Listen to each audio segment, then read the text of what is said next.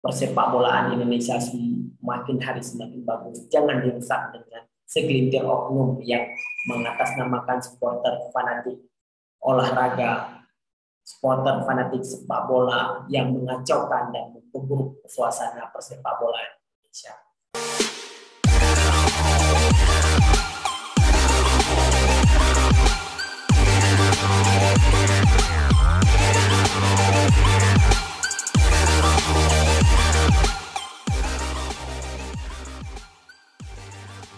Assalamualaikum warahmatullahi wabarakatuh. Hai sahabat saya Inisiatif, berjumpa lagi dengan saya Dedi. Ya, hari ini persepak bolaan Indonesia berkabung.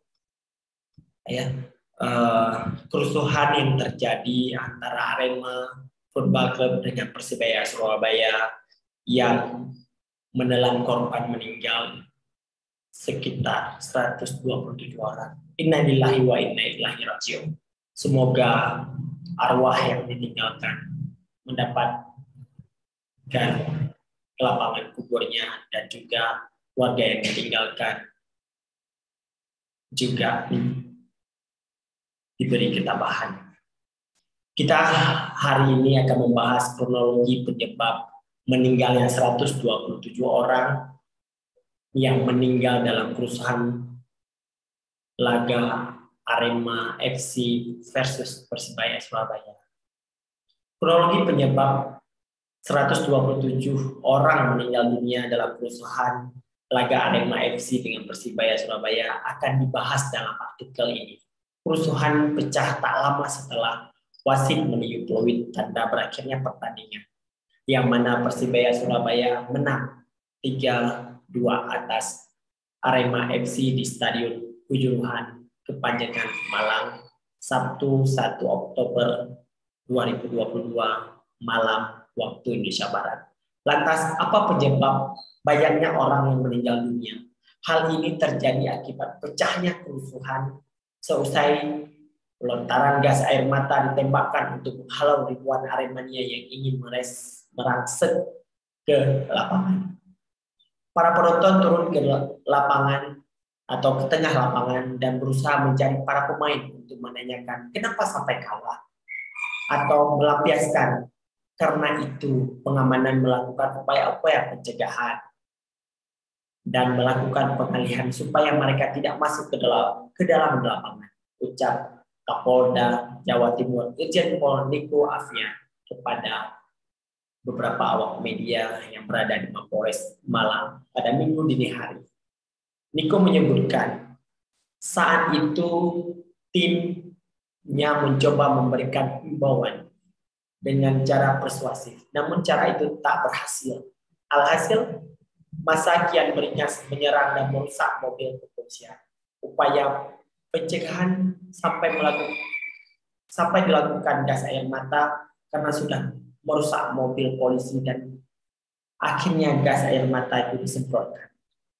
Tuturnya kembali. Dari sanalah akhirnya ribuan Aremania yang masih berada di tribun panik dan mencari pintu keluar. Puncaknya ketika mereka berebut menuju pintu 10 dan 11, sehingga terjadinya penumpukan dan terjadinya ratusan orang meninggal. Dari jumlah 40.000 penonton yang hadir, kurang lebih tidak semua anarkis, tidak semuanya kecewa, hanya sebagian atau sekitar 3.000-an yang masuk turun ke lapangan atau ke tengah lapangan. Sedangkan yang lain tetap berada di atas stadion. Akibatnya ada 127 orang tewas, 34 diantaranya meninggal dunia di Stadion Kanjuruhan sebelum sempat dievakuasi ke rumah sakit. Sementara itu 94 orang lagi meninggal dunia saat menjalani perawatan di sejumlah rumah sakit. Saat ini total ada 140 orang yang telah dirawat di rumah sakit, mulai dari RSUD Kanjuruhan, RSUD Wafan Husada, Rumah Sakit Teja Husada, Rumah Sakit Daerah Saiful Anwar, dan beberapa rumah sakit di Kota Malang. Masih ada 180 orang yang masih dalam proses perawatan.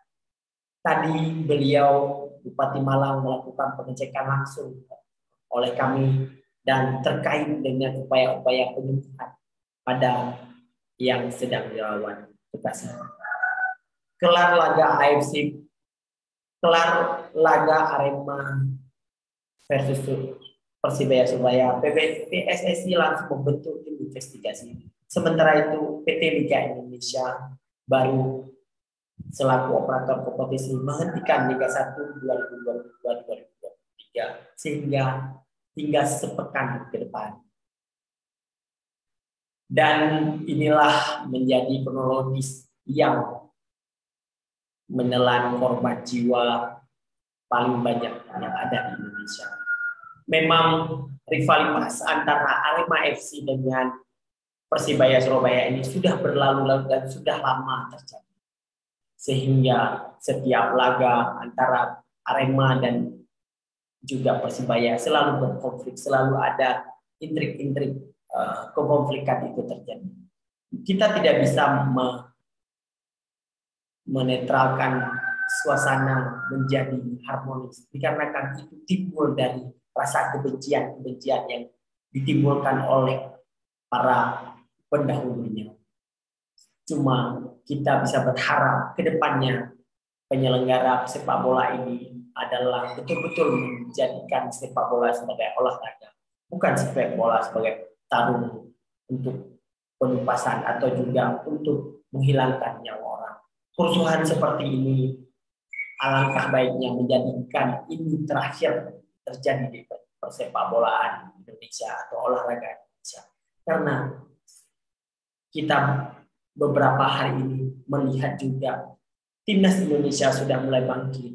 Juga Indonesia dipercaya menjadi tuan rumah Piala Dunia U20, Piala AFF, Piala Asia, dan juga beberapa piala-piala internasional yang sudah dikembangkan oleh PSSI untuk diselenggarakan Indonesia.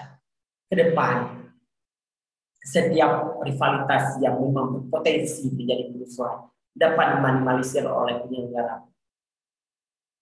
penyelenggara persepak bola yaitu PT Liga Indonesia Bali.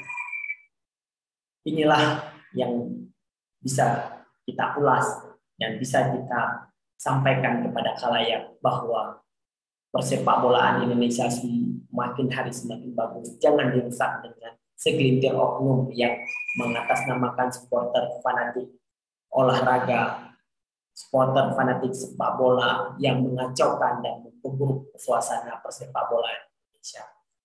Kita semua rakyat Indonesia turut berduka cita yang mendalam bahwa ini menjadi tragedi yang sangat memilukan.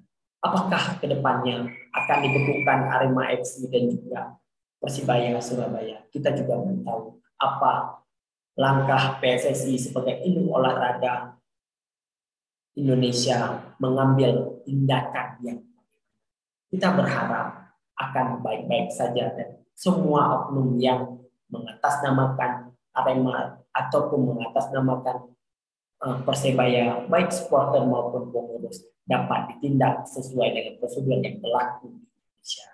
Demikianlah video kronologis penyebab meninggalnya 127 orang supporter Aremania dan juga Persebaya Jawa Barat, Jawa Timur.